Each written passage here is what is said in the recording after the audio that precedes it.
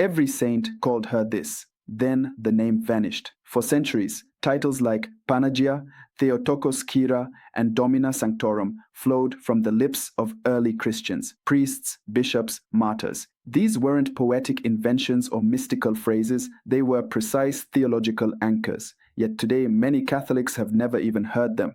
What happened? This isn't about secret documents or suppressed devotions. It's about a profound shift in language, memory, and liturgical rhythm. The Church didn't formally ban these titles, but something in our devotional vocabulary changed, and what we lost wasn't just words. We lost clarity about who Mary is and who Christ is because of her. Most people think the Church has always called Mary Mother of God and left it at that. But in the early centuries, the Church was flooded with specific rich titles, each crafted to defend Christ's identity, honor Mary's role, and nourish the faith of the people. When those titles faded, so did much of that clarity. Today, the Church is recovering this ancient vocabulary, but if we don't understand where these titles came from and why they matter, we'll keep missing the full beauty of Marian devotion. In this video, we'll walk through the forgotten titles of Mary, the theology behind them, how they vanished, and why it matters now more than ever to recover them. I've spent time digging into the Church Fathers, Marian liturgy, and conciliar documents, and what I've found will reshape how you speak about Mary forever. If you're interested in deepening your faith, hit like and tell me where you're watching from. And if you find this valuable, consider subscribing to stay rooted in Catholic truth. You can also support the making of these videos, our team, and the tools we use through the link in the description or by scanning the QR code on screen. Let's begin with the question most Catholics don't realize they need to ask. Why have we never heard these titles before? Ask a Catholic today what titles of Mary they know, and you'll likely hear Mother of God, Queen of Heaven, Our Lady of Lourdes, maybe even Mediatrix of all graces, but almost no one mentions Panagia, or Theotokos, Kyria, or Domina Sanctorum. Yet if you stepped into a liturgy in 5th century Constantinople or a monastery in Syria, those names would have been chanted regularly. Panagia means all holy. It was used constantly in Eastern liturgies and writings, emphasizing that Mary was set apart by grace, wholly dedicated to God, and preserved from sin for her unique role. Theotokos, Kyria roughly means Lady, the God-bearer.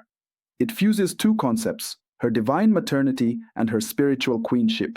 Domina Sanctorum in Latin means Lady of the Saints. Not just another saint, she's the one from whom the saints learn obedience, humility, and devotion. Why don't we hear these anymore?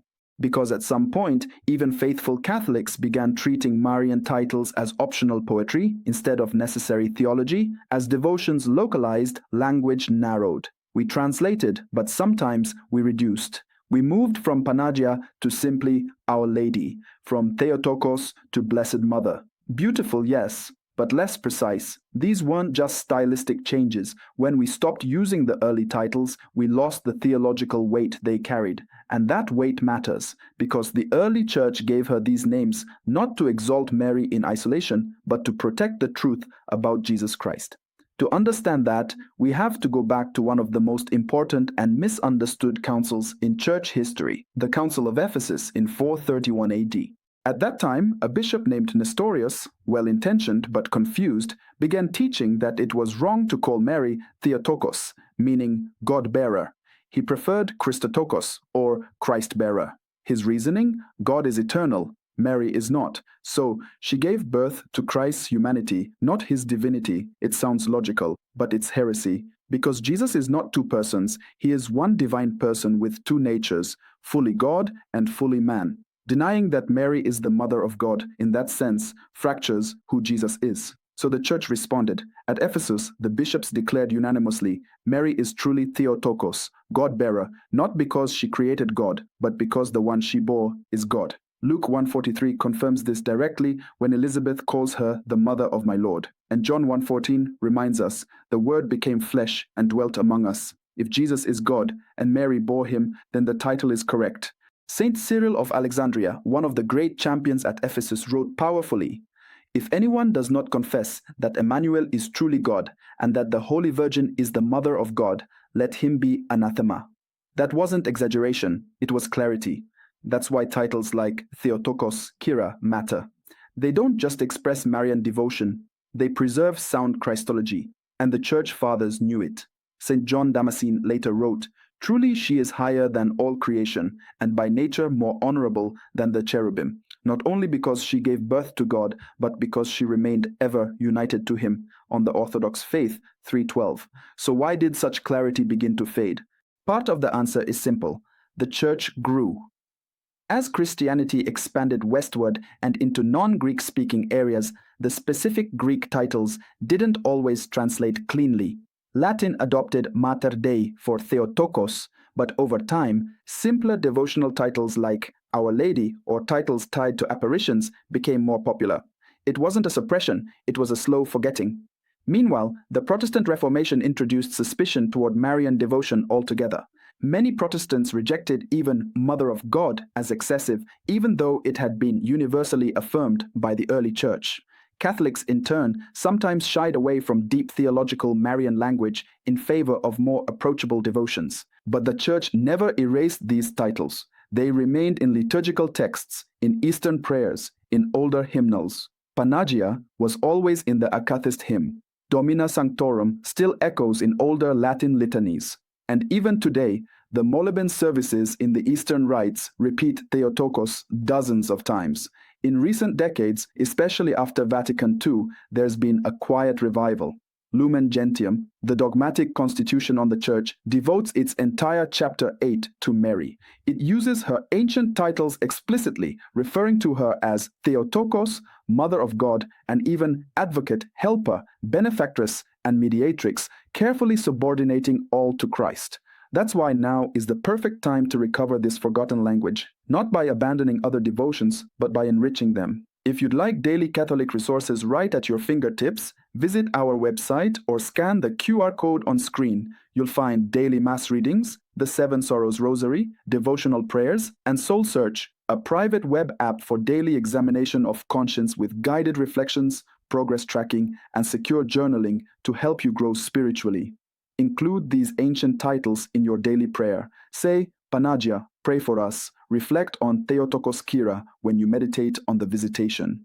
Teach your children that Domina Sanctorum means Mary isn't just one of the saints, she's the mother of them all. Still, objections remain. Some Christians, especially our Protestant brothers and sisters, fear that calling Mary All Holy or Lady of the Saints gives her too much honor. They worry it distracts from Jesus or suggests Mary is divine. This concern deserves a clear answer. First, the Church teaches that Mary is not divine. She is a creature. CCC 495 explains it plainly. Mary is the Mother of God because she bore the Son of God in his humanity, not because she originated his divinity. Second, terms like Panagia or Domina don't exalt Mary beyond Christ. They express her unique role in salvation history, chosen by God, filled with grace, model of the Church. Luke 1:28 calls her full of grace. Galatians 4:4 says Christ was born of a woman. Isaiah 7:14 foretells a virgin conceiving and bearing Emmanuel, God with us. So when Catholics call her Panagia, we are affirming what God has done in her, not what she has done alone. Every title of Mary points to Jesus. Every honor she receives flows from him. Remove those titles and we risk forgetting the richness of the Incarnation. Once that's clear, her titles no longer divide. They point directly to Christ. So where do we go from here? We start by remembering, not everything old belongs in a museum. Sometimes what's ancient is what we need most right now. You can begin by adding these titles into your prayer life. Say one title during each decade of the Rosary. Teach them in RCIA. Print them on your prayer cards. Reflect on what each name says about Christ, because that's the key. Mary's names tell us who her son is. The next time you hear Mother of God, remember that it's not just a poetic phrase. It's a doctrinal wall protecting the Incarnation. When you pray, Holy Mary, Mother of God, you are making a statement of faith, that Jesus Christ is fully God, fully man, born of a virgin and alive today. If this helped you, share it with a friend, subscribe, and check out our web app for daily Catholic resources and Soul Search to guide your spiritual journey. Clarity becomes courage when you live it.